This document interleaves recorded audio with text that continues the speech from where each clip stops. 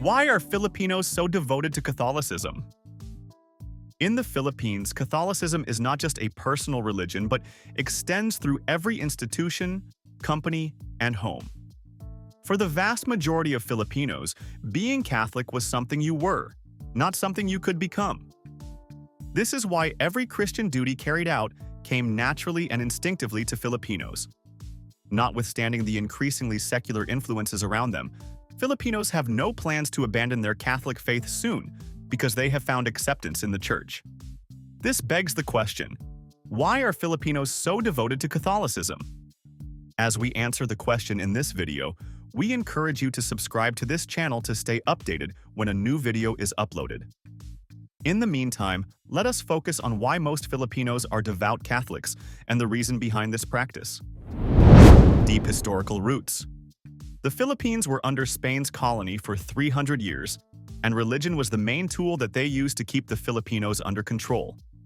As proof of Spain's influence over Filipinos, the country's name, Philippines, came from the Spaniards who introduced Catholicism to them. Before the Spaniards came, paganism was the main religion of the Filipinos, and the Filipino Shamans were sort of similar to what the Native Americans referred to as priestesses. Over the years, most of that ancestral culture was wiped out and replaced by the Spanish culture, of which Catholicism was integral. Subsequently, the original identity and heritage of the Philippines was lost. This made the Filipinos vulnerable and subservient to other races because the absence of cultural identity or roots can affect the overall mentality of a race, making them slaves to a superior culture. With their roots wiped off and no culture to hold on to, Filipinos embraced Catholicism wholeheartedly, and it became like a sort of culture to compensate for the loss of their cultural identity. Today, the Catholic faith has become so deeply ingrained in the lives of Filipinos that other religions seem alien to them. This is why the daily lives of Filipinos daily are profoundly impacted by Catholic customs and community practices, which impact both their social interactions and spiritual beliefs. These religious customs give believers a sense of community and moral guidance, making them feel like they belong. Though a handful of Filipinos identify with other religions, Catholicism is the most practiced religion, and even the media is not left out, as you'll see a lot of Catholic-themed movies and shows. But beyond Spain's culture's influence on them, most Filipinos are staunch Catholics to escape the harsh reality of life, as will be discussed shortly. The search for a savior to escape. Life's challenges. When you're living in poverty in a poor and highly corrupted country like the Philippines, it's psychological to cling to the idea of a divine being as a kind of escape from the harsh realities of life, such as poverty, social inequality, and fear of death. Because the majority of Filipinos are impoverished, they frequently search for a savior to help them escape challenging circumstances. Religion gives them the hope that an invisible man will rescue them from their troubles and that there is life after death. Numerous studies have demonstrated a connection between poverty and religion, and most religious countries are the poorest, of which the Philippines is one of them.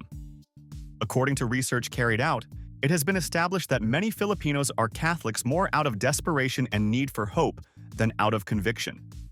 When some Catholic worshippers were asked why religion is so important to them, many responded that they go to church because they are very poor, and it is the only hope they cling to. That is why every time they find themselves in some sort of challenge, they attribute it to the will of God. Most Filipinos believe that God provides, so some would go to church to ask for food, clothing, and financial support.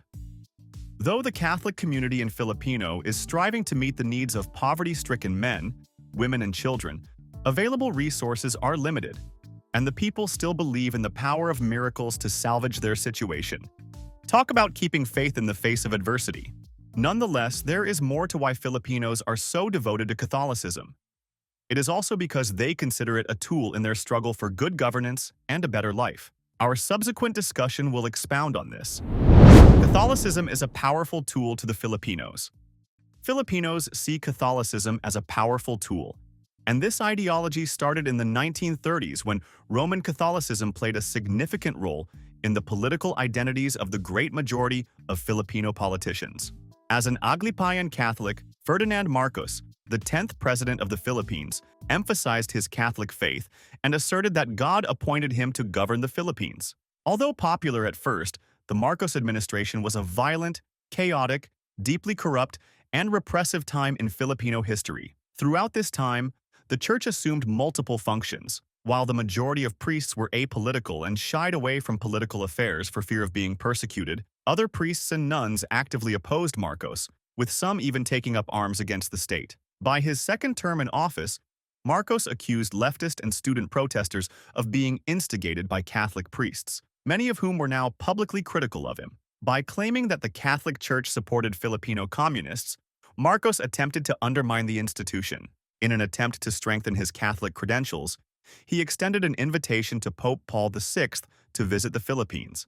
However, the Pope declined the invitation, and both the Church and the Pope made a determined effort to keep Marcos and his spouse out of official affairs. The Church continued to be a powerful tool to stop the political ambition of Marcos when, in 1981, 5,000 priests and nuns protested against his fraudulent re-election.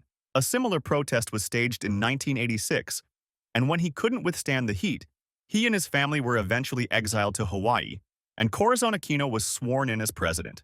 This brought the authoritarian leadership of Ferdinand Marcos to an end. If you want to know more about why Filipinos are devout Catholics, keep watching this video, as we are committed to serving you the best entertainment.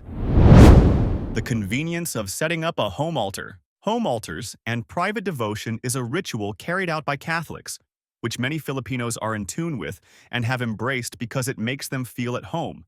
And the figures on the altar act as guardians and protectors. Believe that an altar in the house can protect against bad spirits, intruders, and conflict among family members. Additionally, Filipinos perceive the Catholic home altar as a holy place that strengthens individual and group prayer, fosters spiritual development, and encourages a closer bond with God and the Catholic faith. Essentially, their altar evokes a powerful message, as it could be seen as a source of comfort in times of loss, solace in times of despair, and joy in times of happiness. Many homes in the Philippines prepare altars decorated with flowers, candles, and religious icons.